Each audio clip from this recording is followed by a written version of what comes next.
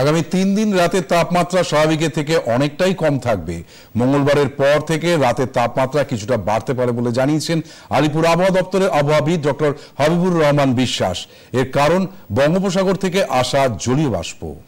আমাদের আগামী 5 দিনের যেটা পূর্বাভাস, তাতে আগামী 5 দিনেই পশ্চিমবঙ্গের সমস্ত জেলাতেই শুষ্ক আবহাওয়া থাকবে। আর রাতের তাপমাত্রা বা ন্যূনতম তাপমাত্রা আগামী 24 ঘন্টায় 2 থেকে 3 ডিগ্রি কোথাও কোথাও কম হওয়ার সম্ভাবনা থাকছে। তারপরে দুদিন মনে হচ্ছে 9 আর 10 খুব বেশি তারতম্য হবে না। আর 11 তারিখ থেকে আবার তাপমাত্রা বাড়ার সম্ভাবনা আছে। রাতের তাপমাত্রা বা ন্যূনতম তাপমাত্রা 2 থেকে 3 ডিগ্রি বাড়ার সম্ভাবনা আছে 11 তারিখ থেকে। কলকাতা তার পার্শ্ববর্তী অঞ্চলে আগামী 24 ঘন্টায় প্রধানত পরিষ্কার আকাশেই থাকবে, বৃষ্টি হওয়ার কোনো সম্ভাবনা নেই।